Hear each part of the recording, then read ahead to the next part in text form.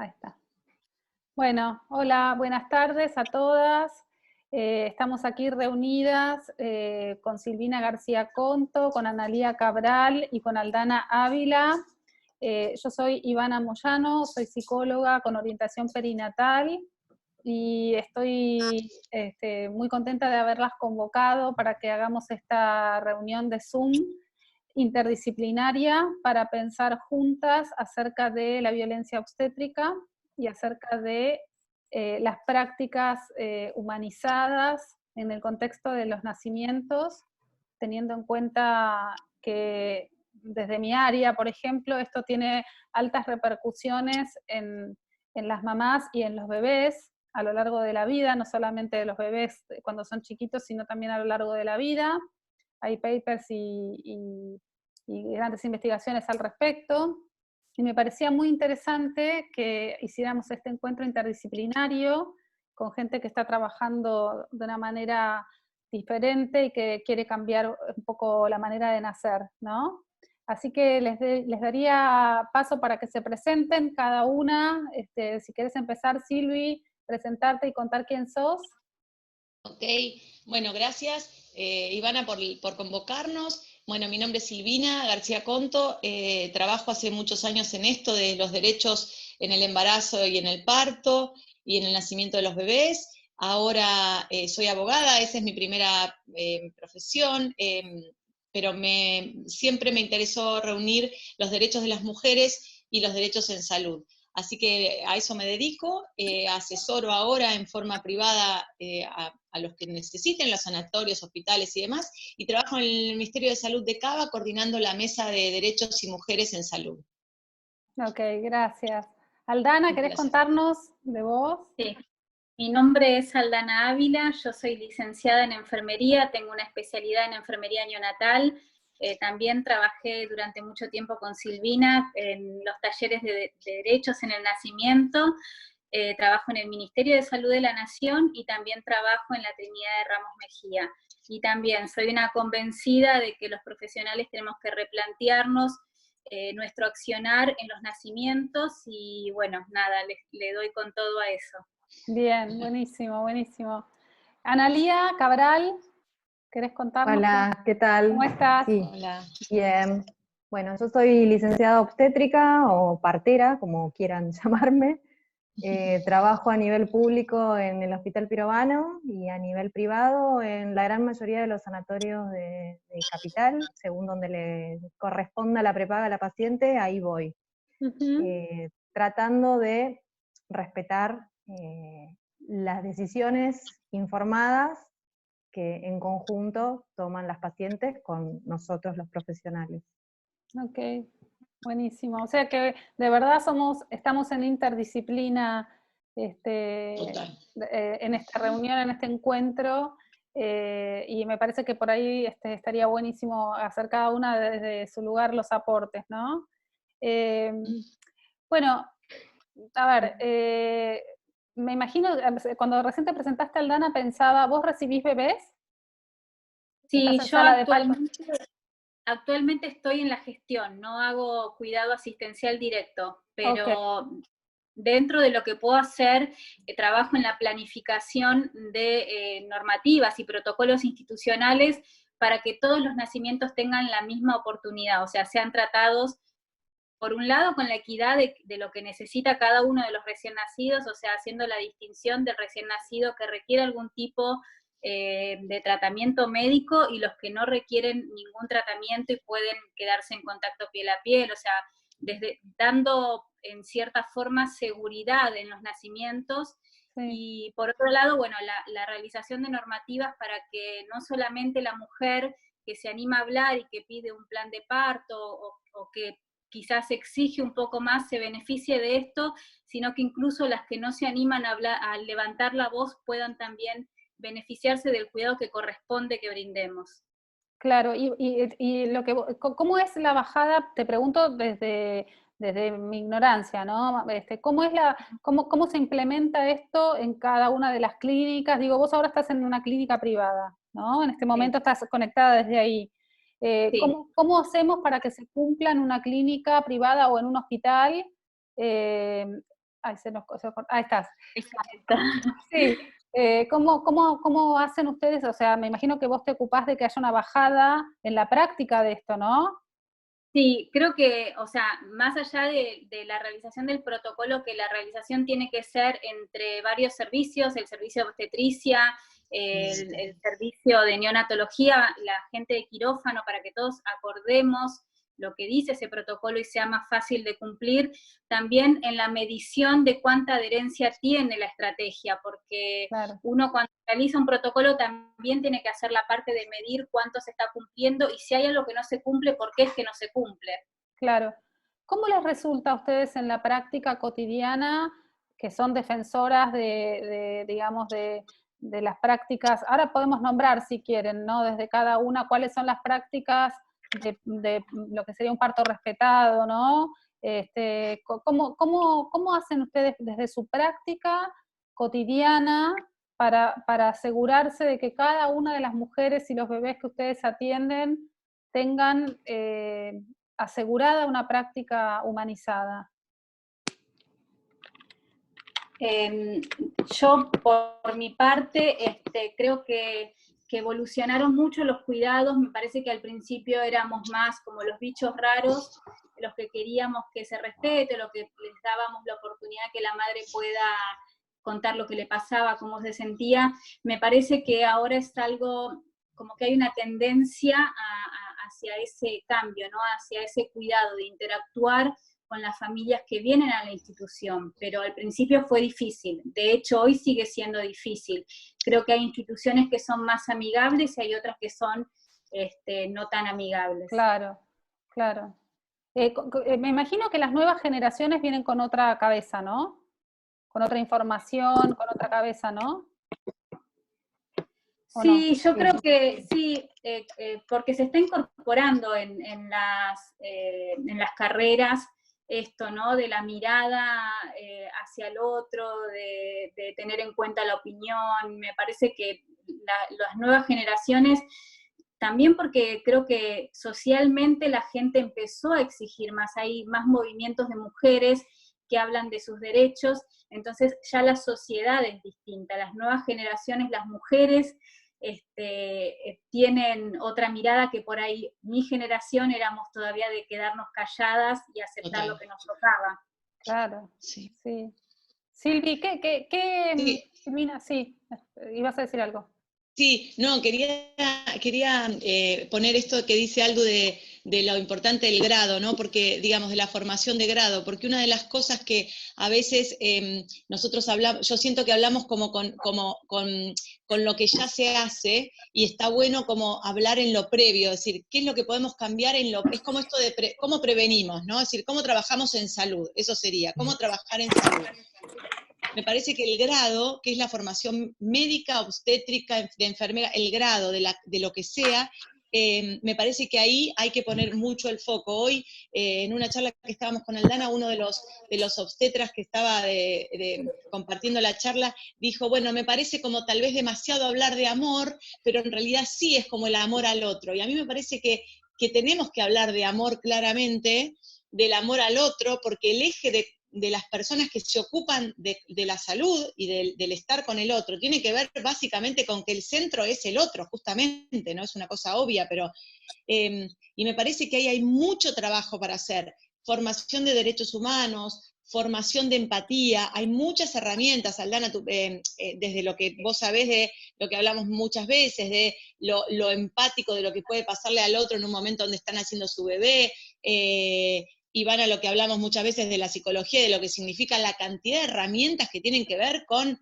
lo empático, no sé, la programación neurolingüística, el coaching, lo que sea que signifique abrir la cabeza a esta empatía de qué me pasa cuando hay un otro, ¿no? Si el otro es una amenaza o es una posibilidad de alguna manera, ¿no? Digo, me parece que hay que trabajar mucho en el grado, y ahí fortalecer mucho, y esto que dice Aldu de la cantidad de personas más jóvenes o más, yo siento que tal cual, que hay generaciones que me siento de completamente otras generaciones, ¿no? Claro. Que tienen otras cabezas y por suerte otras plantadas frente a esto de qué significa mi cuerpo, qué me vas a hacer, pedime permiso, contame, ¿no? Totalmente.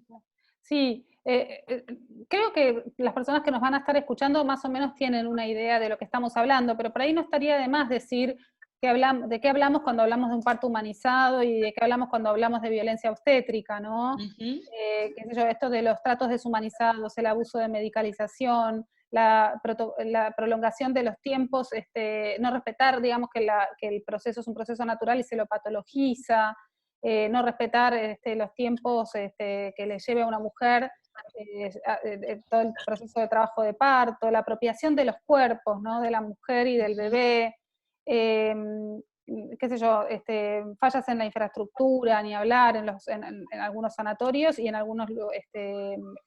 algunas zonas muy vulnerables, ¿no? Muy vulneradas, digamos, por lo económico, qué sé yo, el abuso de poder de los médicos, ¿no? La concepción patriarcal que se tiene también todavía de la mujer, eh, y no sé si ustedes quieren ir agregando, que ven ustedes, bueno, Cristellers y episiotomías y todas las prácticas, ¿no? Que sabemos que no colaboran y que además están contraindicadas y demás. Bueno, la episiotomía, digo, como rutina, ¿no? Eh, cuando pienso en Aldana, yo hay algo que cuando presencio partos, que no me toca mucho, de hecho este año no estuve en ninguno, siempre pienso por qué no se pueden hacer las prácticas, digamos, perdón, la revisión de los bebés, o sea, la recepción de los bebés y todo esto que se lo llevan a una sala, que se lo llevan con la nurse y con el papá o con la neonatóloga a una sala al lado, ¿por qué no se puede hacer al lado de la mamá o sobre el cuerpo de la mamá? Digo, es tan Sí, sencillo. se puede hacer, hay evidencia de que es posible. Es un poco lo que yo les contaba, esto de cuando el bebé nace, primero los recién nacidos o las mujeres traen factores de riesgo o no. El 85% de los embarazos cursan normalmente sin ninguna complicación y los bebés nacen sin ninguna complicación. Es un porcentaje muy chiquito los que requieren reanimación o alguna ayudita para empezar a respirar. Entonces, en esos bebés, cuando nacen, los profesionales tocamos el cordón y podemos saber si es vigoroso o no vigoroso. Vemos si llora, si tiene buen tono muscular, y ese bebé no tiene por qué ser separado de su mamá. Tranquilamente puede pasar a estar en contacto piel a piel, a esperar un tiempo de la hora sagrada, 1 o 2 horas en contacto piel a piel, después hacer una revisación que la pueden hacer en la misma cama donde está la mamá, a UPA de la mamá, en brazos de la mamá, sin necesidad de separar. Entonces es esto, es plantearnos esta costumbre que tenemos de separar al recién nacido de la mamá y ver otras formas alternativas. Quizás no sean la más cómoda para los profesionales de la salud, pero es lo Claro, que esa mujer y su hijo necesitan en ese momento. claro. Yo cuando empecé a hacer neonatología tenía 19 años, hace más de 20 años atrás.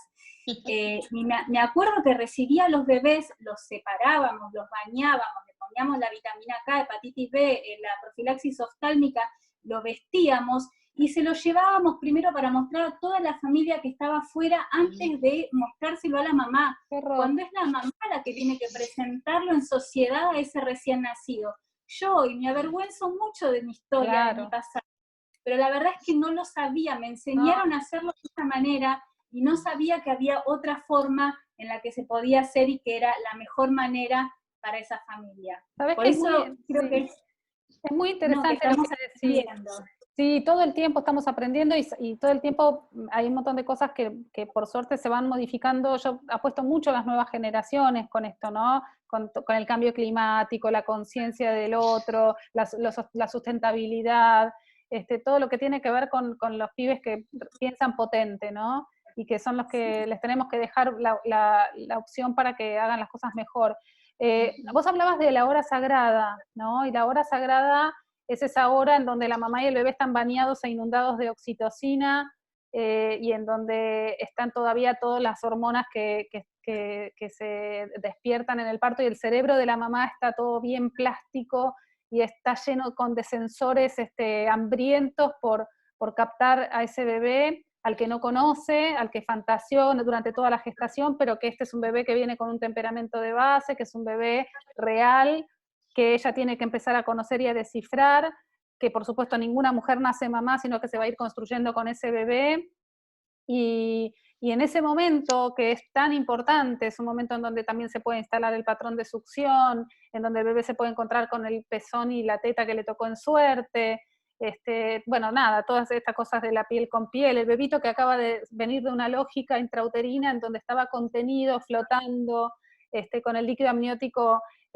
funcionando como filtro, como sostén, y nace al desborde de la ley de gravedad, ¿no? Atravesando además el canal de parto o el cambio brusco que es una cesárea, y se encuentra con este ambiente frío, todo inerte, ¿no? Todo tan raro, ¿no? Y pensaba ese oro que es, esa hora sagrada que es de oro, ¿no? Que por supuesto después no es que no se puede recuperar y que, digamos, si en ese momento la mamá, porque hay veces que el bebé baneo, o a veces que hay un accidente y la mamá no puede estar y eso no es irrecuperable, pero como en el 85% de las veces las cosas salen bien, desaprovechar esa riqueza, ¿no? Qué macana, o como cuando se cortaba el cordón tan pronto, ¿no? Apenas salía el bebé. Sí, Sí. creo que el respetar, hay muchos estudios que avalan el respeto de la hora sagrada. Por ejemplo, hay un estudio que dice que si se permite el contacto piel a piel inmediato durante al menos 50 minutos antes de la interrupción para la realización del bebé, aumenta 8 veces más las posibilidades de que se alimente a pecho exclusivo. Claro.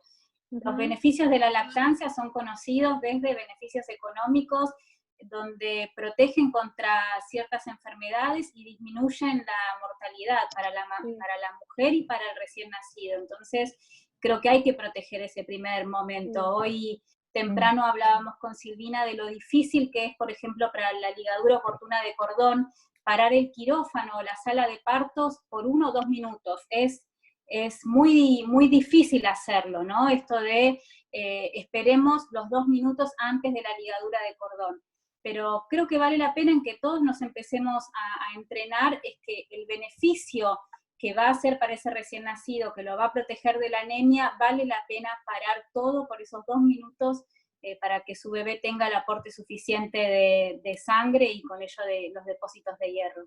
2 minutos nada más, ¿no? En las instituciones en las instituciones en las que estoy, esto de la hora sagrada se respeta. Sí. No sé si 1 hora por reloj, pero ¿Cómo se es, respeta Analía? bastante. ¿Cómo se respeta? Vos trabajás, yo estaba pensando en las mujeres, vos trabajás en la mujer, tengo 1000 cosas para preguntarte, ¿no? Y demás, pero ¿qué querés decir cuando decís que se respeta? ¿Qué se hace en la práctica? Te hablo desde lo que yo hago, y de lo que yo veo, porque hay otros equipos que no. A ver, por ejemplo, algo que también tiene que quedar en claro, que uno cuando va a una institución privada, no pública, tiene un equipo que la acompaña generalmente. Usualmente no va por guardia y se atiende con la gente de guardia como pasa en un hospital público, ¿sí? Entonces, punto número 1, elegir con qué equipo te vas a atender, que comparta las mismas ideologías que vos tenés en función de lo que querés para el nacimiento de tu hijo. Punto número 2, ir a una institución que sea relativamente armoniosa en lo que uno desea también. Y después, en el momento del parto en sí, respetar lo que se charló con esa mujer. Esa mujer generalmente arma un plan de parto en conjunto con nosotras. ¿Qué es armar un plan de parto? Es expresar los deseos en función de información que yo le brindo a esa mujer de qué está bueno que suceda, qué está bueno que no suceda. ¿Sí? Información basada en evidencia científica, no información que yo bajé de la revista Mamá y Bebé. Información certera. Y en función de eso que decida qué es lo mejor o lo que le parece mejor a ella, sea un parto o sea una cesárea, porque hay mujeres que vienen con historias donde realmente no pueden parir y necesitan una cesárea. ¿Sí? Entonces, eso me parece que está bueno que se respete. Y después en el momento del parto, respetar la libertad de movimiento que pueda llegar a tener esa mujer, los cambios de posiciones, si quiere usar el baño que vaya al baño, si quiere darse una ducha que se pueda dar una ducha. En el momento del parto también, respetar la posición en la que quiere parir, si necesita o no necesita anestesia, acompañar en esa decisión, pero uno como profesional tiene que estar formado para poder brindar ese asesoramiento, porque si no yo actúo de una manera hegemónica y bajo línea. Bueno, ahora ponete así, bueno, ahora viene la peridural, bueno, ahora la episiotomía. Si yo no sé qué es lo que le puedo brindar a esa mujer, tampoco la puedo acompañar de una manera armoniosa y respetuosa, me parece a mí. Me parece que primero hay que empezar uno como profesional, replantearse qué es lo que quiere y qué es lo que puede dar. Claro. La importancia del equipo también, ¿no? Porque yo pienso, algunas obstétricas, yo trabajo mucho con obstétricas, ¿no? Y hace muchos años que doy una o dos clases siempre por mes, hace 20 años que esto lo hago junto con la licenciada Nora Vierga, que es la jefa de obstétricas de CEMIC. Empezamos hace 1000 años, muchos años, y yo siempre doy la clase de puerperio y un taller de alimentación, llanto y sueño en el recién nacido, en donde hablamos todas estas cuestiones y demás. Después las obstétricas van con un obstetra, ¿no? Van con un equipo.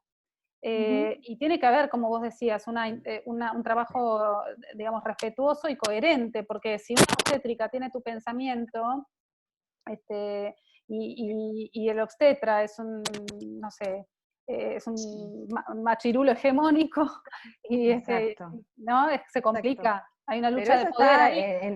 Exacto, eso está en nosotras como obstétricas, elegir con quién trabajar, porque nosotros podemos elegir con qué médico queremos trabajar y con qué médico no. Claro. Yo, gracias a Dios, los médicos hegemónicos los dejé de lado hace muchos años, pero uno cuando recién empieza no sabe esto. Claro. ¿Quién es hegemónico y quién no? Y por ejemplo, los médicos con los que vos trabajás, Analía, ¿respetan, por ejemplo, si una mujer quiere parir sentada? Sí, sentada, en 4 patas, de costado, parada, como quieran. Sí, qué bueno. Y también... No se animan ellos a hacer el parto, lo hacemos nosotras, las parteras. Ok. ¿Y ellos qué hacen? ¿Se quedan de costado y se quedan mirando? Sí, claro. Qué bueno. Mirando. Qué bueno eso. La gran mayoría en el momento del parto hace esto. Claro, sí. Espera. Sí. Espera, y son las mismas mujeres, una vez que sale la cabeza, las que terminan de sacar a su hijo y lo ponen. Tu bebé.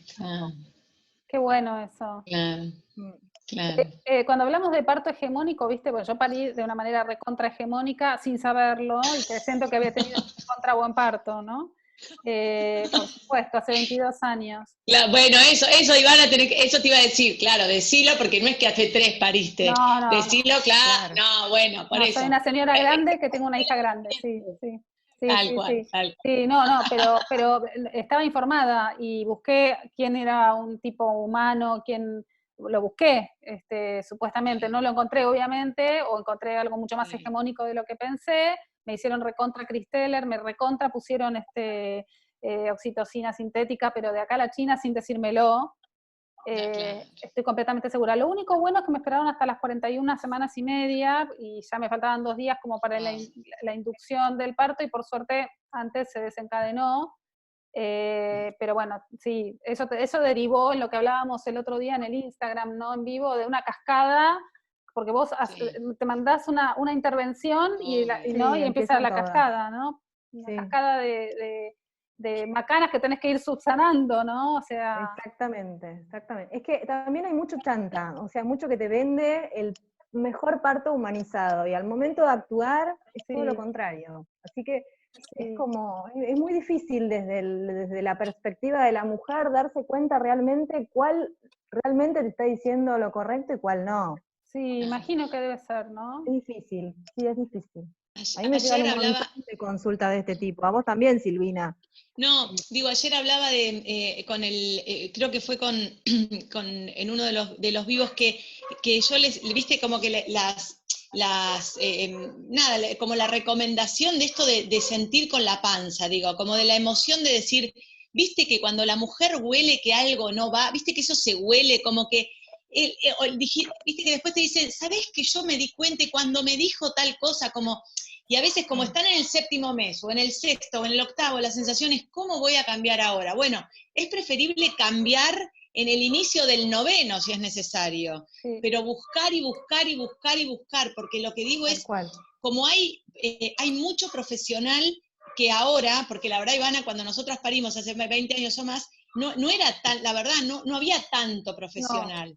No. Ahora lo hay. Entonces, digo, invitarlas a las mujeres a que no paren con este recurso y la búsqueda de buscar hasta que puedan. Por supuesto, con las limitaciones de cada caso. Una cosa es tener la posibilidad, como nos pasaba Aldana en las provincias, que nos decían, bueno, voy a parir al hospital. No tenían 2000 hospitales, tenían un hospital con la complejidad necesaria para parir, Claro. una salita de atención primaria, bueno, por supuesto con la limitación de cada caso, pero en el caso de que la mujer tenga la posibilidad inmensa y que le agradezca de poder buscar y elegir, tiene que buscar hasta que le cierre y diga viste, con esta sensación de es acá, bueno, ahí como bueno, freno y es acá. Pero hasta que eso no pase, llamar, preguntar, buscar, tocar puertas, preguntarle a la prima, a la hermana, digamos, buscar, ¿no? No quedarse con esta cosa, bueno, porque en realidad me dijo que si yo quería, porque también la escucha, yo no sé qué les parece a ustedes, pero para mí otro gran tema que me encantaría laburar, ahí Iván hablamos un poco cuando entre los temas que tendríamos que investigar, es esto del lenguaje, viste que si vos empezás a escuchar al otro de verdad, todos nos pisamos de verdad con lo que queremos decir en el lenguaje, ¿viste? Sí. Donde uno se empieza a afilar la escucha, el otro habla con lo que de verdad quiere decir y no caretea tanto. Entonces, si uno estuviera afilado en la escucha, tal vez encontrás en realidad lo que dijo. Es muy interesante escuchar el testimonio de mujeres que dicen, y sabés que después me quedé pensando que me había dicho, y el otro, aún careteando, se pisó y dijo de verdad lo que iba a hacer, ¿no? Como, bueno, voy a hacer una cesárea, bueno, te voy a hacer ¿no? Es como también esto, no sé si les parece, pero hay algo del lenguaje que nota, ¿no? Sí, claro. yo también lo que pienso es que, o al menos desde mi punto de vista, yo apuesto a algo más que eso, o sea, que no sea una decisión del médico de cabecera o del neonatólogo de guardia, sino que sea una decisión institucional, que en esta institución todos trabajamos de la misma manera y todos los nacimientos se hacen con igual de oportunidad. Eso sería como el sueño. Por ahí uno después podría elegir con qué obstetra tiene más feeling, tenés más onda, te sentís más segura, pero ojalá no sea o sea, las mujeres no tengamos que ir buscando a la persona que nos atienda o que respete lo mínimo que es el poder hacer contacto piel a piel, parir en la posición que estemos más cómodas. Digo, ojalá eso sean decisiones institucionales, y eso para mí sí sería dar un gran paso en las instituciones de salud, y decir a la sociedad, los estamos escuchando, nos interesa esto que están pidiendo y queremos dar una solución o una respuesta segura, consensuada entre las dos partes y que sea para todos por igual. Eso me parece que sería como lo ideal. Sí. Existe, yo siempre pienso esto, yo pienso el desamparo que tenemos cuando somos pacientes y buscamos un terapeuta, o el desamparo que tenemos cuando vamos a buscar una obstetra, o cuando, ¿no? Si bien las redes sociales son geniales porque hay un montón de grupos en donde uno se puede meter y saber con quién parimos y averiguar y que nos recomienden, pero digo, ¿existe un registro de las personas que trabajan como trabajan ustedes, o que tienen la conciencia, digamos, o que podemos tener la certeza de que trabajan de una manera humanizada y respetuosa? No. No existe. Registro Sería un buen laburo, legal, ¿no, chicas? No. Nos acaba de dar una idea brillante de que podemos empezar a laburar en eso. Sí, yo pensaba varias cosas. Yo escuché muchas veces a muchos profesionales que se autoperciben como respetuosos. Sí, total. Tal cual. Tal cual. ¿No? Y por ejemplo, el otro día una paciente, cuando vos hablabas recién, Silvina, de lo que tiene que ver con el lenguaje y las prácticas, no es lo mismo un médico que te dice, yo te voy a hacer un parto, no, que no es lo mismo. No es lo mismo, ¿no? En la concepción. Bueno, y el otro día una paciente me dijo, tengo muchas viñetas de lo que ellas dicen, ¿no? Claro. Y de cómo ellas lo perciben también, o cómo se perciben también en ese momento. Pero tengo una paciente que parió hace muy poquitito, unos días, en el contexto de la pandemia, con todo el temor que eso tenía. Por suerte estuvo bastante bien todo, porque la acompañó su pareja y demás. Y ella me contó que tenía un parto buenísimo, que había sido genial, que estaba re contenta, y que por suerte la partera la ayudó, porque ella no daba más con los pujos, y entonces al final la ayudó. Entonces yo le pregunté cómo había sido la ayuda, y la ayuda había sido un Christeller, ¿no? Una maniobra de Christeller. Claro. Que por supuesto yo no voy a correrla a ella de esa versión en el contexto de estar puérpera de unos 20 días, de ninguna manera. Supongo que eso va a tener, después ella va a tener sus percepciones al respecto y se informará y demás. Pero digo, ella lo percibe como una ayuda, una maniobra que es peligrosa además, ¿no? Y que está prohibida, digo, ¿no? Entonces, digo, ¿cómo hacemos un registro si la gente se autopercibe como respetuosa a la hora de brindar su ayuda, ¿no? Claro, y es difícil. ¿No? Es Sí, complicado. Es creo que ese complicado. modelo se nos metió tanto, no es raro escuchar por ahí en la práctica que una mujer te diga, llévatelo y tráemelo bañado y limpito. Claro. Pero eso es también la inundación de información de que eso era lo mejor. Sí, Y en algún punto, no sé, sí, creo que modificamos la percepción del otro, ¿sí? sí. Sí. Bueno, nos atraviesa, ¿no? Estamos atravesadas por estereotipos y por mandatos y por formatos antiquísimos de cómo se debe parir, cómo se debe criar, todo, ¿no? Digamos. Yo pensaba cuando hablabas cuando me dijiste esto de la ayuda, que por supuesto que el origen, uno de los orígenes, hoy lo veíamos con Aldu, como de esta medicalización, ¿no? De que cuando el parto pasa a ser en las casas, y mi papá tiene 79 años y nació en su casa, y mi abuela te contaba que los tuvo a mi tío y a mi papá en su casa con la cosa más normal de la vida, es decir, Claro. ¿no? Claramente, en el traspaso del nacimiento en el hospital, mi vieja tiene 75, nació en un hospital, ¿no? Claro. Ahí hicimos como un salto. Entonces el nacimiento en el hospital y digamos, la medicalización, cómo empieza las cosas empiezan como a tornarse hasta estar en un oscuro terrible, porque cuando entra, ¿no?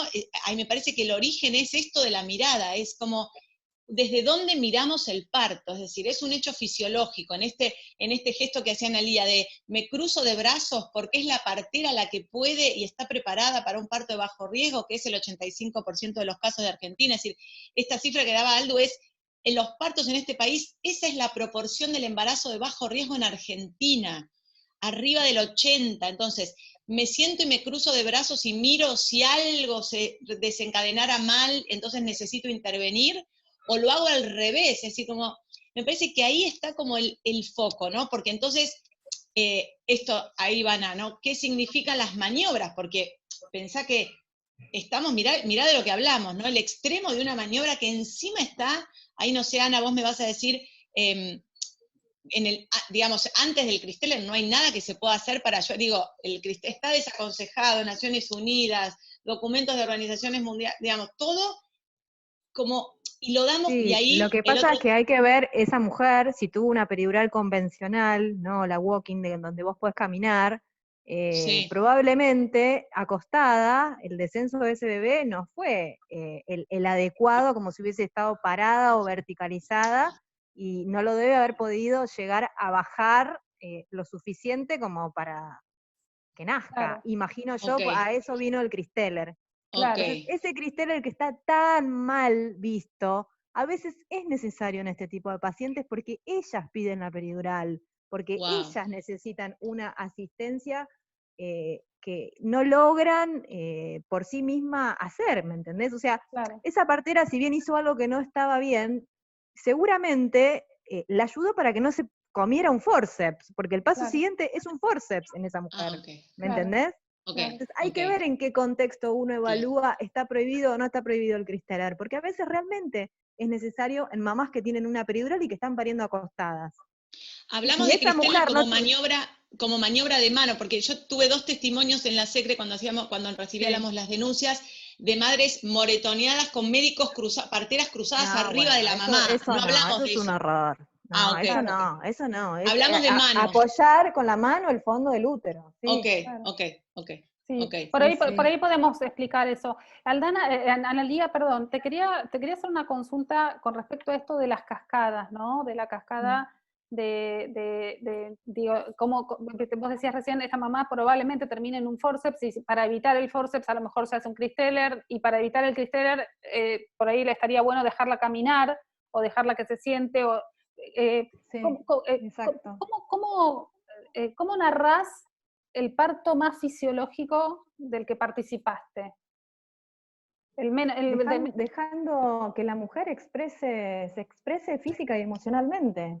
Una mujer Gritando, llega, llorando. sí, Sí, llega con 3 de dejándola. dilatación. Ponele, llega con 3 de dilatación. Con 3 dilatación vuelve a su casa. Ok. Ok.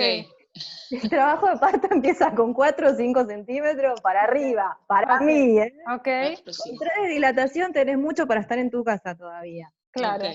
perfecto. Ok. Y entonces ponele, llega con 4 o 5 de dilatación, y entonces ahí la Sí. internan, ustedes la internan. Vos la internás, Sí. te quedás con ella y la dejás que haga lo que quiera, o ya le pones una vía. No, la dejo que esté libre el tiempo que necesite, excepto tenga un estreptococo positivo y necesite un antibiótico endovenoso. Entonces ahí sí hay que poner una vía, aunque sea una vía intermitente, una vía cortita, no con el suero colgando. Claro, Porque es una medicación que se pasa endovenosa, es un antibiótico endovenoso. claro. Pero eso en el caso Si de que... no, sin vía, lo que necesite, y después más adelante se evaluará si esa mujer quiere y pide una anestesia peridural, Sí, ahí sí hay que colocar una vía. Si no, se sigue así hasta el final del trabajo de parto. perfecto. Y si ella quiere comer o quiere tomar algo o quiere, no sé, Lo puede hacer lo puede hacer perfectamente. perfectamente, perfecto. No habría problema si su parto después deriva en una cesárea, no habría problema que ella pueda comer algo. No, porque no se va a comer un plato de ravioles estando en trabajo de parto. Lo que puede Claro, comer es picar alguna cosa chiquita, que le dé claro, saciedad o que le levante un poco la energía. claro. Y por ejemplo, si ella quiere ir al baño, tiene ganas de ir al baño, puede ir al baño perfectamente, todo como ella tenga También. ganas. Suponete que en un momento yo porque nos están escuchando del otro lado y me gustaría que alguien se pueda informar de los detalles más chiquititos, ¿no? Por ahí nosotros damos por sentadas cosas que ya sabemos, pero por ahí estaría bueno para las que nos escuchan. Entonces una mujer, ponele que decidió que quería esperar a ver si toleraba el dolor o no lo toleraba y que en algún momento decide que no aguanta, que quiere una peridural. Vos decías Sí, recién que hay diferentes peridurales para dar. sí. Sí, la convencional, donde la parte motora queda inhibida, o sea, vos no podés caminar, Sí, podés mover las piernas, pero si vos te quisieras parar y caminar, no aguanta el peso de tu cuerpo no, la anestesia. sí, Y la walking epidural, donde vos podés caminar porque se conserva la parte motora, y se siente absolutamente todo, se sienten las contracciones, se siente la sensación de presión, las ganas de empujar, todo. perfecto, bien. Y la peridural se da más o menos a un determinado momento de la dilatación o cuándo. Cuando lo pida la mamá, estando en franco trabajo de parto. O sea, si me pide la peridural con 3 centímetros, y voy a tener que tener una charla larga con esa señora. Porque no podría ponerle una peridural con 3 centímetros, Claro, claro. básicamente. Viste que Tenemos que hablar largo y tendido. uno de los Claro. grandes, una de las grandes, yo lo llamo amenazas por ahí, y por ahí no es la intención, pero digo, una de las grandes cuestiones es, bueno, porque mirá que después no te va a agarrar, o mirá que después si ya estás en 8 o 9 Es no se puede dar. mentira. Bueno, No es buenísimo. así. Dale, No contanos. es así. La peridural se puede poner hasta los 10 centímetros de dilatación, porque no es que llegamos a 10 y nació inmediatamente. Sí, Tiene que claro, atravesar la pelvis, tiene que atravesar 4 planos en nuestra pelvis y puede estar 2 horas más después de que llegó claro, a los 10 centímetros. claro. Así que no es así. Mientras la señora no se le vean los pelos por su vulva, la peridural se puede aplicar. Perfecto, claro, claro. Y algo, creo que algo importante para rescatar es que si por ahí uno tomó la decisión de no peri, pero después cambia de idea, va a estar todo bien igual, o sea que Claro, podemos permitirnos Seguro, haber tomado una decisión y después cambiarla, no hay problema. claro. Ujú. Sí, tal cual. Sí, Eh, sí. La idea es no juzgar, ni a favor ni en contra en ese momento, porque es claro. una instancia muy vulnerable. No. De extremada vulnerabilidad. Yo, el otro día cuando hablábamos con Silvi, también en el vivo, hablábamos de lo que sucede cuando una mujer entra a un quirófano, ¿no? Hay mujeres que tuvieron la suerte de que nunca en su vida entraron a un quirófano, bueno, a mí me encantaría que hubiera paritorios, o me encantaría que los lugares para parir fueran más amorosos. Diferentes, más amorosos, ¿no? Por suerte algunos lugares ya aparecen estas cuestiones y está bueno, pero digo, ya entras a un lugar en donde vos vas a estar desnuda, con un cuerpo que se te está transformando minuto a minuto, porque empezás a tener contracciones, después tu bebé va a salir, o sea, empezás a tenés temores, tenés miedo, tenés cierta vulnerabilidad, no sabés si lo vas a atravesar de una manera o de otra, con gente que no conoces, que te está viendo desnuda, en tu alma también, digamos, todo lo que tiene que ver con lo transgeneracional, ¿no? Lo que te contaron tus abuelas, lo que te contó tu mamá, no, todo, te atraviesan todas las mujeres, todas las hembras. La vida se te atraviesa en ese momento. Es una apertura, yo escribí un libro que se llama Volvernos Padres, en donde cuento esto, ¿no? De lo que significa para el parto para una psiquis, que es desbordante absolutamente, pues la animalidad atravesándote. Sí. Yo, dentro de toda la medicalización, tuve como un instante pariendo en donde me sentía una hembra. Me sentía un animal, ¿no? No sé cómo pude, porque me hicieron todo lo que se les ocurra. No sentía las piernas, no podía caminar, terminé con forceps, o sea, todo lo que se les ocurra, pero tuve un momento en donde realmente me sentía una hembra, y sentía las contracciones, y sentía que la beba bajaba, y me acuerdo de eso, que no me lo voy a borrar nunca, porque es tanta la apertura de la psiquis en ese momento que todo lo que sucede queda inscripto, ¿no? Es como una apertura a lo real. No te alcanza lo simbólico para manifestar lo que te pasa ahí. Es de altísima intensidad y difícil de procesar, de desborde, ¿no? Y está bueno que sea así, porque hay que darle paso como a otro plano del ser para poder parir. Y esa conexión acompañada, segura, sintiendo que la gente que está ahí es afectuosa, es amorosa, y te respeta, y va a respetar a tu bebé, es un mundo de diferencia. Tal cual. Y yo creo que las medidas anticipatorias que nosotros usamos como mamás con nuestros hijos, o al menos algunas usamos, están buenas en ese momento, cuando uno en la interna ir anticipándole lo que va a ir pasando, y la gente que va a ir apareciendo, y las escenas posibles, porque genera un poco más de tranquilidad y la encuadra en un ambiente más conocido, así no conozca físicamente el lugar, me parece a mí. Claro, vos sabés que yo en las charlas con las pacientes, cuando las atiendo en el pre, o cuando me hacen consultas por lactancia, o cuando me hacen consultas prenatales, les cuento detalladamente cómo va a ser cada proceso, y como conozco varias clínicas solo de capital, la verdad, no conozco el resto del país, no conozco el conurbano, pero más o menos dentro de lo que es mi público, que es clase media, y clase media alta, más o menos conozco los sanatorios de capital, entonces tengo la suerte de contarles hasta cómo es el espacio físico. Y eso cuando ven, me lo dicen ellos, ¿no? Los papás y las mamás, cuando ven, esto es de lo que me dijo Ivana, este es la sala de recepción, este es el vestuario, y por acá voy a pasar, y en CEMIC te pasan por un lugar, y acá te pasan por otro, ¿viste? Entonces vas contando un poco lo que podés, porque obviamente que mucho tampoco sé. Calma, da una sensación de esto que vos decías, como medida anticipatoria, que baja la ansiedad, porque es imposible que no haya adrenalina y cortisol a lo loco en ese momento, pero si pudiéramos hacer que gane la oxitocina y no tanto cortisol en ese momento, seguramente el parto va a ser otro. Seguro. ¿Sabés qué interesante, Ivana? Que, mira, nunca hablamos, no así en estos términos. En la antroposofía, que es maravillosa, se habla de que cuando uno a los chicos les cuenta lo que va a venir, ¿no?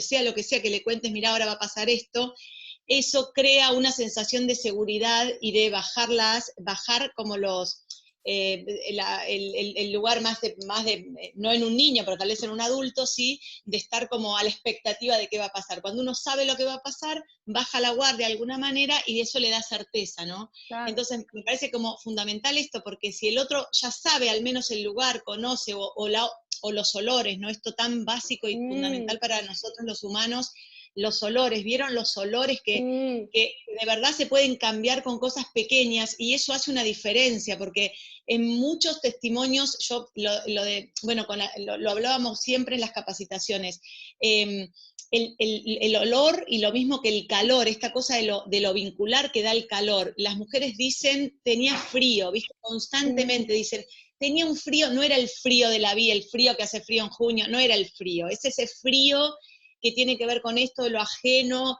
lo no mirado, esto de lo no circular, de lo no, de no el abrazo, de lo no humano, ¿no? Es ese frío, y ahí es donde tenemos que poder poner todas las lucecitas y todos los olores posibles para que, es esto, ¿no? Como de humanizar eso, ¿no? Y si el otro ya sabe, bueno, tal vez el lugar no es tan cálido, pero el otro ya sabe lo que va a pasar, y eso como que relaja, ¿no? Claro. Tal cual. Sí, no naturalizar un espacio que es extraño y que es ajeno. Total. No naturalizar como un lugar donde vas a atravesar el momento de mayor vulnerabilidad, de mayor desnudez. ¿Qué te ¿no? parece? Obvio. Recién estaba pensando una pregunta, ustedes pregunten lo que quieran también entre ustedes, ¿no? Pero yo desde la psicología, ¿hay algo de lo que no se habla tampoco mucho en lo que tiene que ver con los nacimientos? Porque cuando esperamos vida, nunca esperamos la muerte, Sí. ¿no? Pero como ustedes sabrán y lo vivirán, y a mí me parece cada vez más importante poder darle visibilidad a la muerte perinatal, que es, digamos, una de las prácticas, creo que porque lo espantoso que es, ¿no? La muerte perinatal es tan espantosa o más que la muerte de un adulto, ¿no? Pero ahí también hay mucha violencia. Sí. ¿No? Yo he tenido relatos de mamás que han visto a sus bebés en bolsas de residuos o en una palangana. ¿Ustedes me quieren contar algo de esto? ¿Qué ven cuando aparece lo no deseado, ¿no? Lo terrible de un feto muerto, o lo terrible de una pérdida gestacional avanzada? Sí, por ahí desde la parte de neo siempre tratamos de que si hay algún diagnóstico prenatal difícil, que sabemos que no hay posibilidad, perdón, Sí. se me cortó ahí, ¿me escuchan? Sabemos que por ahí no hay muchas chances de sobrevida. Tratamos de que la decisión no sea tomada en el momento en el quirófano o en la sala de parto, sino de posibilitar que ese bebé llegue al servicio de neonatología y donde la madre de cierta manera pueda acompañar en la muerte de su hijo, que lo pueda tener en brazos, o sea, si existe una mínima posibilidad de poder sacarlos de ese lugar y que se puedan acompañar de otra manera, o en la internación conjunta, muchas veces ni siquiera tiene que venir a la neo si sabemos que es alguna trisomía que es incompatible con la vida, la madre puede transitarlo en la habitación en la internación conjunta con su bebé. Creo que eso es algo que la va a ayudar a ella a poder elaborar el duelo de manera diferente. Por ahí cuando tocarlo. Sí, de sentirlo, de que si se tiene, digo, cualquiera de nosotros si tuviera la posibilidad, o sea, si pudiera pensar o anticipar su muerte, estar en los brazos de tu mamá creo que sería como lo mejor que te puede pasar en la vida, o sea, esos brazos, ese calor que uno necesita, me parece que si se puede brindar habría que hacerlo. No todas las muertes te permiten esa posibilidad, pero si uno tiene la chance habría que apostar a eso. ¿Y cuáles son los derechos de una mujer que parió un feto muerto o que tuvo un accidente en el parto y murió el bebé en el parto? Que por suerte, aclaremos que es muy baja la cantidad, por suerte. Pero ¿cuáles son los derechos que no deberíamos olvidar de una mamá? Es baja y bueno, nosotros vimos durante estos años, estos últimos 2 o 3 años, hay seguro, me parece que 2, pero seguro un proyecto de ley en el Congreso, porque las normas hoy, desde el punto de vista del parto, es decir, de la ley de parto que nosotros conocemos y de la ley de violencia contra las mujeres, no menciona en ningún momento esto. Por eso lo digo. Entonces, esto es una gran falencia, porque todo lo que hay normativo tiene que ver ahí corregime Ivana, que tal vez vos tenés más claro la semana, yo creo que esa es la semana 20, se considera que hay un límite de la semana 20 o antes y después, pero desde el tema de digamos, del tema de, lo hemos hablado con María Julia en algún momento para laburar con esto, con el registro civil de las personas, desde el punto de vista como del registro que tiene que llevar la institución, no del punto de vista ni vincular, ni desde el punto de vista emocional, ni lo que significa, todo lo que hay tiene que ver con el registro, es decir, el Registro Nacional de las Personas, si se registra de qué manera, si se considera persona o no, con otro contenido espantoso, quiero decir espantoso porque no es de lo que estamos hablando. Entonces, todo lo legal que existe no sirve, digamos, sirve para la situación puntual de una situación fría, como puede ser el registro del Estado sobre el Estado de una persona. Esto no es lo que hablamos. Estamos hablando de algo que tiene que ver con la humanidad, que tiene que ver con la posibilidad de sanar algo terrible y con la posibilidad de hacerle lo más, no digo fácil, pero humano posible, una situación de dolor extremo como puede ser esa, donde mujeres nos han dicho y hemos escuchado terrible, estaba al lado de una mujer embarazada, vi que su bebé, es decir, esto del menor de la cosa, esto no tiene que ver con lo legal, tiene que ver con lo humano, tiene que ver con el sentido común, con el criterio, con los dos dedos de frente, es decir, esto que decimos en forma tan obvia, ¿no? Al sistema de salud le falta el sentido común más básico en algún sentido de pensar. Me llegan denuncias a 1 hora de estas situaciones y vos decís, pero no puede ser que se den cuenta de que es, ¿no? Por supuesto, tal vez algunas situaciones en lo público son más sencillas y en lo privado son más difíciles y después al revés, ¿viste? No hay un parámetro que uno pueda decir, mira, tal vez en lo privado, depende, yo he escuchado barbaridades de todos lados, ¿no? Entonces, necesitamos una norma que hable de la psicología, de la muerte perinatal, sin duda, vinculada tal vez con la ley de parto, o tal vez pensar si la ley de parto que se puede modificar puede incluir la muerte perinatal como los derechos, y va a haber que hacer un cruce seguramente con el registro de las personas, pero eso es otra cosa, digamos, eso es como, viste, bueno, sí, es una cosa que, bueno, que lo hagan los abogados del registro, digamos, no sé. Nosotros estamos para otra cosa, ¿no? Porque es un temón, y no se habla, y no se dice, y hay cada vez, por suerte que hay cada vez más gente que está hablando, pero hay mucha necesidad de esto, ¿no? Por eso no hay un derecho que se garantice, Ivana, no hay, no está escrito. Por eso lo quise mencionar, ¿no? Porque es un tabú, es un tema del que no se habla, es un tema que nos pone a todos muy serias y es espantoso y es terrible acompañar, pero la verdad es que sucede y cuanto menos se hable de los protocolos necesarios y de la extrema humanización de todo tipo de muerte, pero digo, de la muerte perinatal sobre todo, ¿no? Pensemos en, no sé, Analía, si te ha tocado acompañar a alguna mamá que tuvo que parir algún feto muerto, sabiendo que el feto estaba muerto, me imagino que sí. Sí. Me imagino que el acompañamiento es otro, ¿no? Y es más desde lo emocional, muchísimo más, pero sí, generalmente son partos intervenidos, porque hay que finalizar el embarazo de alguna manera, y apoyándola emocionalmente en todo lo que pueda. Y sí me parece fundamental que todas tengan el derecho de poder sentir, tocar, ver a sus hijos, obviamente si lo desean, ¿no? Y si no lo desean ellas, que algún familiar lo pueda ver, porque después queda en su mente, ¿era o no era? ¿Era real? ¿No era real? Me parece que eso está bueno también. Sí, eso es importante lo que estás diciendo. Nosotros siempre desde la psicología perinatal respetamos el deseo de las madres y los padres de hacer lo que tengan ganas, pero les damos un tiempo. La adecuada intervención sería darles un tiempo para que procesen y decirles con calma, decirles, mira, es un momento en el que tenés que hacer lo que puedas y lo que tengas ganas. La verdad es que es el momento que tenés para estar con tu bebé, para mirarlo, para olerlo, para tocarlo o tocarla, y para despedirte y decirle unas palabras, y tenés el derecho de hacerlo, y es lo que más te va a dejar tranquilo en el futuro, porque después empiezan las fantasías, ¿no? De habrá sido cierto, me lo habrán cambiado, no habrá estado, no le vi, nunca le vi la cara. A veces hay gemelares en donde uno queda vivo y el otro no. Sí. Y entonces el temor es, me habrán dado uno y el otro, ¿no? La fantasía es peligrosa en ese sentido, ¿no? Entonces está bueno poder encontrarse con ese espacio de duelo, de primer espacio de duelo, que también forma parte de la gestación, por suerte bastante poco.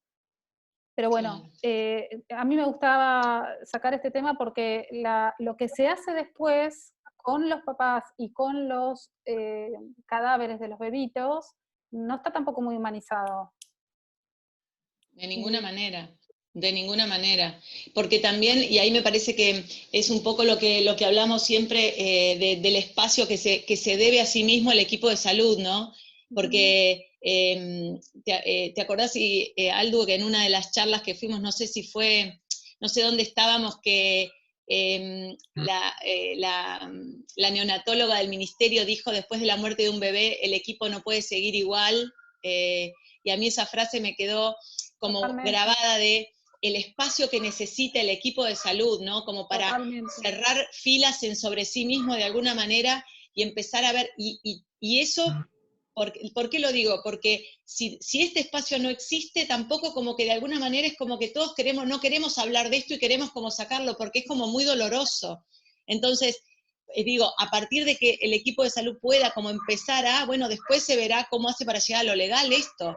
Imagínense que si ni desde el equipo es como esta frialdad de me desconecto, me hago el que no me duele, bueno, sacalo, ponelo, como si fuera, y no, es una persona. Y otra cosa que me hablaban muchas de las chicas de testimonios es, me mezclan las cosas, ellas decían, me mezclan las cosas con el aborto, ¿no? Esto también es interesante, ¿no? Hablan de aborto, como mezclan el aborto, la vida, las semanas, esto tampoco tiene nada que ver con esto, es decir, nadie está hablando ni de aborto, ni de la posibilidad de la vida, las semanas, no tiene que ver con esto, porque el equipo de salud a veces también mezcla esto, ¿no? Como esto de si fue un aborto, ¿viste? Esta cosa que está pasando ahora, que se empiezan a mezclar las cosas cuando, digo, semanas 15, 20, ¿no? Estas semanas terribles, no un embarazo a término, ¿no? Pero esto también sale ahora con lo que está pasando con el ILE. Entonces, también como claridad en esto, ¿no? No es lo mismo, nada que ver una cosa con la otra, es decir, no, pues si no es todo en la misma bolsa y es una locura. Entonces, el que le está pasando es para volverse loco, ¿no? Porque la verdad que es como dificilísimo. Pero yo lo que digo, sea lo que haya sido, sea un ILE, o sea una decisión de la madre haber finalizado el embarazo, la edad gestacional que sea, esa mujer tiene derecho igual a ver a su hijo de la manera más humana posible y a decidir qué hace con ese cadáver después. Claro. Nosotros en el hospital donde estamos le damos la posibilidad de lo que quiera hacer con el cadáver dentro de las vías legales que existen, pero si le quiere dar entierro a un fetito de 300 gramos, le puede dar entierro a un fetito de 300 gramos. ¿Entendés? Esa está la posibilidad. Sí, en ese no sentido, se respeta igual. No se respeta. Y en ese sentido también hay algo muy interesante que es las palabras que se utilizan y los silencios que se utilizan, ¿no? Esto de, no, pero es descartable. Es descartable.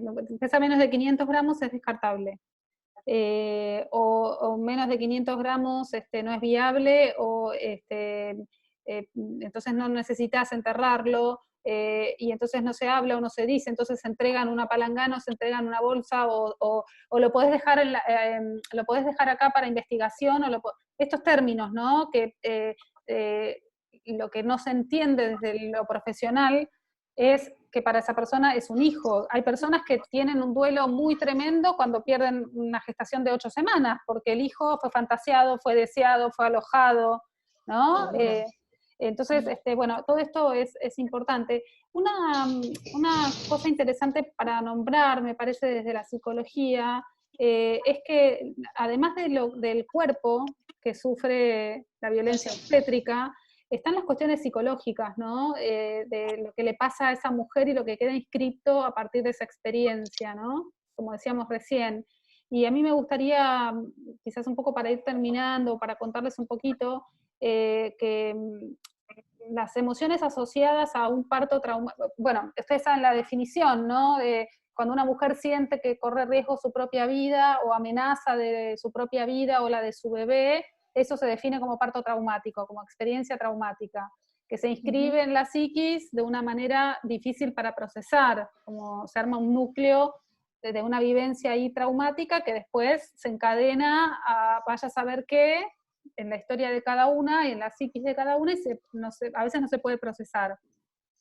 Entonces a veces uno recibe una paciente muchos años después, o en un segundo parto, o en otro momento, y uno no sabe de dónde viene esto. Por ejemplo, una paciente, supónganse, con pensamientos intrusivos o debido a un trastorno obsesivo compulsivo en posparto, o una paciente con depresión posparto. Bueno, a veces uno empieza a investigar, empieza a averiguar, empieza a darse cuenta de dónde puede venir esto, y a veces tarda un tiempito en llegar a que el parto fue muy traumático, ¿no? Y a que aunque ella no lo haya percibido, por ahí su cuerpo sí lo percibió de esa manera, y entonces la psiquis lo inscribe de esa manera. Esto que decía, ¿no? Me ayudó la partera que se me subió encima. No siempre tiene que tener moretones en la panza para que lo viva como una experiencia traumática o como una imposibilidad de ella de haber podido pujar, ¿no? Qué sé yo, se inscribe, la cabeza es loca. Y digo, por eso es tan importante entender la trascendencia que esto tiene, ¿no? Las emociones de miedo, indefensión, temor que tiene una mujer después de haber parido, cuando está puérpera, porque el momento intenso del parto no se puede elaborar, se elabora en posparto, en puerperio, que es un periodo de alta vulnerabilidad, de un carnaval de hormonas, cuidando un bebé y con el mandato de ser buena mamá y amarlo todo el día, no la ambivalencia que puede traer y la construcción psíquica que impone la maternidad, ¿no? En tanto como madre. Y entonces, muchas veces, esto me parece interesante para informarlo, algunas pacientes tienen como recuerdos, pensamientos recurrentes, algunas tienen la fantasía de que les han cambiado el bebé, algunas tienen flashbacks, otras recuerdos muy vívidos, otra sensación de haber sido ultrajadas, otra sensación de haber sido violadas, otras pesadillas o gran irritabilidad o una gran depresión, y que siempre todo es multifactorial, obviamente, pero muchas veces yo lo que noto en la clínica es que no hay una clara indagación de cómo fue el parto. Yo les pregunto a todas las pacientes, todas las veces, ¿cómo fue el parto? Aunque tengan un hijito, el hijito más chiquito de 8 años. ¿Cómo te fue en el parto? ¿Qué sentiste? ¿Qué te pasó? Es mi formación perinatal, obviamente, pero me parece que es muy importante esto, porque a veces uno no sabe, y ahí hubo una vivencia complicada para la mujer, a lo mejor, ¿no? Esto es interesante para saber la trascendencia que tiene lo que hacemos o no hacemos en situación de parto. Y el cruce con la vida, con la sexualidad, ¿no? Como el parto, enfocarlo en un hecho de la sexualidad femenina, porque después ahí, si no lo ponemos en ese continuo de línea, lo vemos como un cosito aislado, bueno, no, como es un continuo que por supuesto tiene como un foco especial y tiene una luz hermosa para ver y para hablar y para ver qué te pasó, pero bueno, a mí me parece, yo ahí soy media extrema, ahí me parece que hay una no sé cómo decirlo, como un tácito silencio social. Vieron que hay como cosas de la sexualidad vulgarizadas, como si habláramos de la intimidad en un nivel de vulgaridad absoluto, y en un plano de profesionalismo como puede ser un parto, donde hay una cantidad de factores con el respeto y la veneración que eso lleva, de eso no hablamos. Elegimos la vulgaridad para la sexualidad, pero no hablamos de lo verdadero y del contenido profesional y humano y de verdad con mucho contenido que tiene la sexualidad femenina en un parto, ¿no? Es decir, no es un hecho menor. Y ahí para mí hay como, todo se hace medio los tontos, tal vez a propósito y tal vez porque no quieren hablar de lo que significa, porque después una partera vieja hermosa me dijo una vez, bueno, porque también a ellos se les juega su propia sexualidad, ¿no? Y ahí dije, qué interesante para empezar a trabajar eso. Claro. Pero bueno, ahí se abre todo un mundo, ¿no? Claro. Pero me llama mucho la atención porque la sociedad habla tanto de, como uno podría decir, bueno, no sé, en la década del 50 había algunos tapujos sobre la sexualidad que hoy estamos del otro lado mal. Sí. Si cualquier cosa de cualquier calibre, vulgarización, y entonces esto no, digamos, hay algo loco ahí, ¿no? Claro que sí. Sí, también es muy interesante lo que decís, Silvina, porque muchas veces las mujeres no solamente en puerperio bajan los estrógenos y entonces no tienen tanto deseo sexual, no hay tanta lubricación, la energía psíquica está puesta más en el bebé que en el varón, pero bueno, por supuesto la construcción del vínculo y la construcción del varón como papá, si es que es varón o si es que hay otra mujer o una mujer que está sola, ¿no? Digamos, todo esto es entendible, hay momentos en el puerperio, pero después a la hora de retomar las relaciones sexuales, en el mejor de los casos, una mujer que tuvo un parto vaginal y que fue sumamente respetada y estuvo todo bien, tiene el cuerpo tomado todavía por esa experiencia y debe tener temores y demás. Ni hablar de si una mujer vivió la episiotomía y si la atravesó como una mutilación o no, porque la verdad que reponerte una episiotomía no es sencillo, de un desgarro tampoco, pero de una episiotomía, no sé, yo tengo malos recuerdos, ¿no? Tampoco nadie te habla, porque también es un tabú, del tema de todo el piso pélvico, de qué puede pasar con las hemorroides, de qué puede pasar con todo lo que te sucede. Te vas al baño y tenés temor de que te pase esto, que te pase lo otro. Una paciente el otro día, hace también, hará 4 meses, una cosa así, me contaba, después me acuerdo de otras más, pero que tuvo 35 puntos porque se desgarró y además tuvo episiotomía. Tuvo como 30 puntos internos y 5 afuera. Entonces, ella no cuenta solamente esto como complicado, sino que lo cuenta como se lo dijeron. Sí, mamita, te hice 35 puntos, flaca. O sea, ¿cómo tiene relaciones sexuales ella después de pensar que tuvo 35 puntos y que tiene que ser penetrada de nuevo, ¿no? Porque además la relación sexual tiene que haber penetración, ¿no? Sí, sí. Bueno, todo esto es un gran tema para pensar. Totalmente. A mí me interesaba dicen mis hijos que soy una extrema, vos mamá sos extrema, porque vos decís como la vulgaridad, pero digo, hay algo como de la inhibición, ¿no? De la inhibición, y ahí solo uno con el tema del derecho personalísimo, del respeto del cuerpo del otro, porque los derechos personalísimos tienen que ver con la intimidad, con el resguardo y la integridad física, que necesariamente va en conjunto con el pudor y tu intimidad. Entonces, la desnudez del principio, ¿no? De un parto de alguien desnudo, es decir, eso también es un derecho personalísimo. La sexualidad, no lo dice ningún código, lo digo yo, también es un derecho personalísimo, es decir, es tu derecho a la sexualidad, pero requiere de la intimidad y del respeto al hablar y del decirlo, pero no de la ausencia, ¿no? Porque si no es como esto que decís, ¿no? Nadie habla de el día después de un parto, de cómo retomar relaciones sexuales, porque la que tiene que hablar es la mujer, no el varón que no le pasó absolutamente nada, ¿no? Digo, ahí hay todo un mundo de si pones el foco o no en la sexualidad femenina, pero me parece que alguna mirada hay que poner, porque es inevitable, ¿no? Sí. Yo siempre digo... También. Sí. No, lo mismo con la lactancia. Las mujeres cuando no tienen una experiencia muy buena con la lactancia, por ejemplo mi hija tuvo dificultades para darle la teta a su hijo, y ella me decía, mami, a mí me dijeron que esto es placentero, que es lindo, pero a mí me duele. Nadie me dijo que era normal, que me iba a doler, sino que te dicen, si te duele lo estás haciendo mal. Y ella pensaba que lo estaba haciendo mal. Dice esas cosas que no se hablan, las de la primera semana, donde te duele el pecho, donde te duelen los puntos.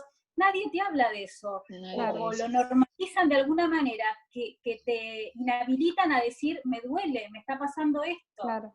Sí, porque se entiende que es instintivo y que si un animal lo puede hacer vos también, y no te enseñan la técnica, ¿no? No se sabe que hay una técnica para esto también, ¿no? Que ayuda a que no te duela.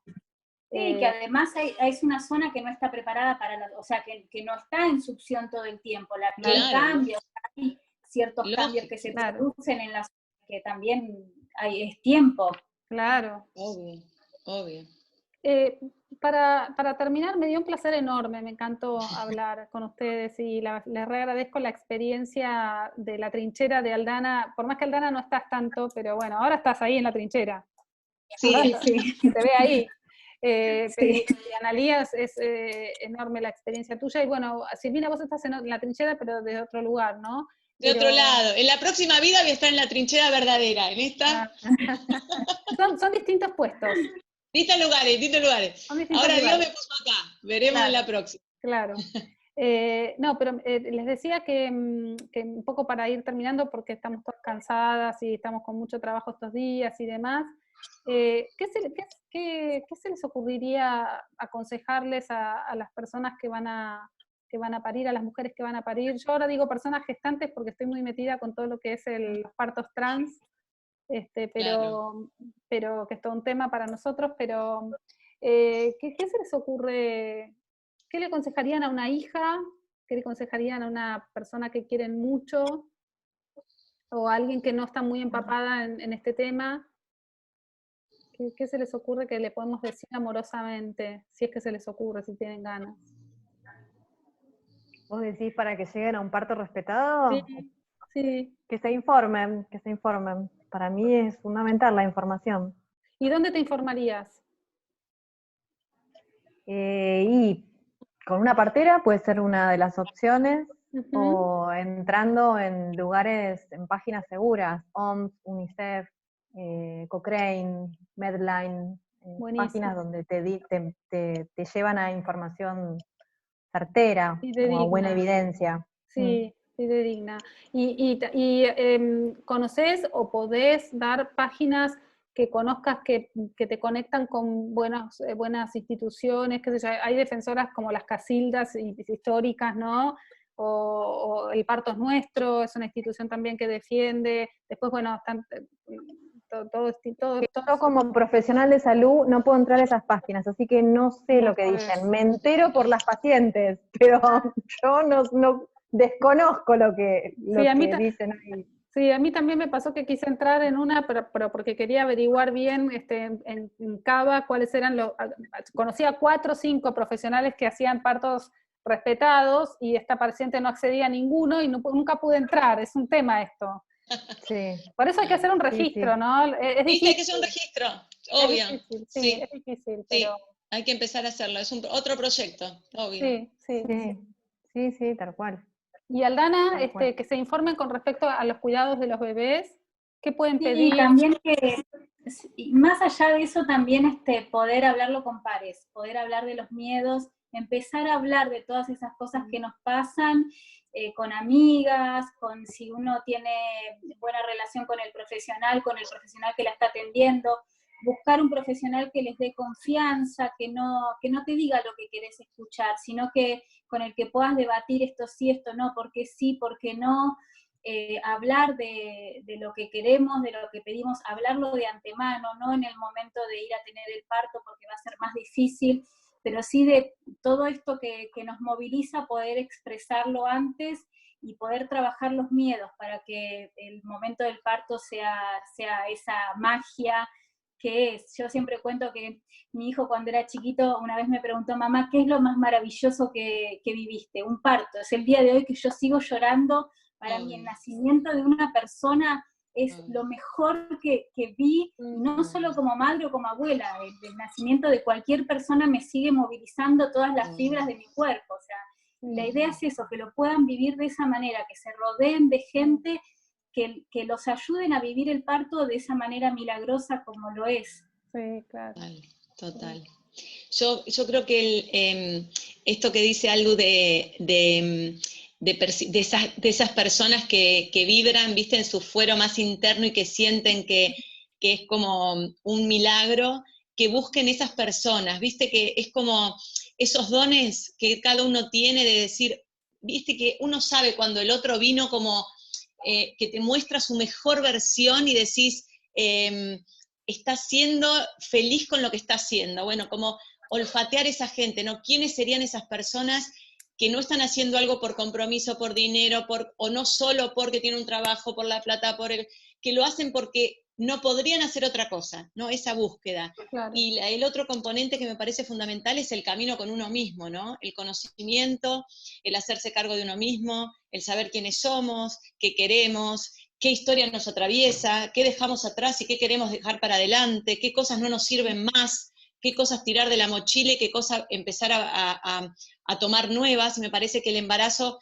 es un momento maravilloso para, tal vez para preguntar cómo fueron, ¿no?, nuestros partos, de acá para arriba, digo, si que tu mamá te cuente, y de ahí pueden tirarse como un laburo más biográfico en uno mismo. Me parece que eso va a facilitar sin duda cómo llegamos al parto, ¿no? Claro. Lo último, Aldana, vos, Analía, perdón, vos trabajás con un equipo, con colegas tuyas que forman alguna institución o algo, donde las madres pueden contactar con ustedes. Institución no, pero trabajamos en equipo. Sí, no tenemos un nombre, digamos. Sí, ¿y hay alguna pero manera sí, de contactar con ustedes? Porque nos van a preguntar seguro. sí, a nuestros celulares, o a nuestros Instagrams o mails. ¿Querés dejar tu Instagram? Y después lo publicamos con el video. Mi Instagram es como mi nombre, Cabral Analía Verónica. Cabral Analía Verónica. Analía Verónica. Así te encuentran como usuaria. Y Sí. las personas que tengan ganas de contactarte con vos porque saben que trabajás como trabajás, pueden hacerlo a este Instagram y te dejan un mensaje. Sí, está mi celular en el Instagram también. Perfecto. Figura mi celu. Y Aldana, ¿vos querés también dejar el tuyo? Sí, el mío es aldana.avila. Aldana.avila. Buenísimo. ¿Y Silvi, el tuyo? El mío de Silvina García Conto, ¿no? Sí, yo creo que sí es así. Creo que calculo que sí, ¿no? Debe ser igual, sí, Sí, creo así, que sí, Silvina creo que García sí. Conto. Si no, Sí, igualmente en el mío, que soy Moyano Ivana, o sea, mi apellido primero y mi nombre después, ahí yo ahora las voy a empezar a seguir a Aldana y a Analía, espero que me dejen seguirlas. Y ustedes si quieren pueden seguirme a mí también.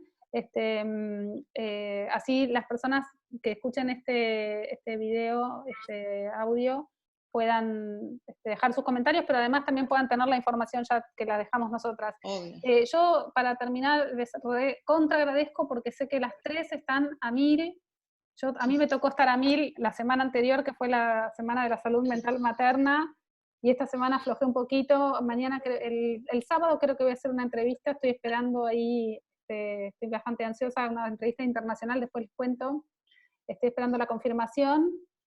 Y bueno, por ahí trabajé un poquito más desde abajo, sin tanta visibilidad por el cansancio, pero yo les agradezco enormemente lo que hacen por todas las mujeres y por todos los bebés, para que vengan a la vida de otra manera. Esta frase de que si queremos cambiar el mundo tenemos que cambiar la manera de nacer, es claramente hoy es ley, ¿no?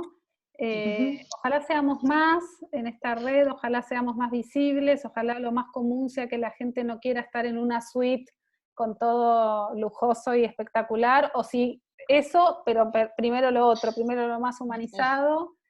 Y bueno, y gracias por este encuentro que demandó de ustedes 1 hora y media, que es 1 hora y media de descanso, de trabajo, de todo, pero que deja una semillita para quienes nos escuchan. Obvio. Gracias a vos. Gracias, chicas. Por contactarnos. Gracias, nos vemos. Adiós. Chao, gracias. Chao.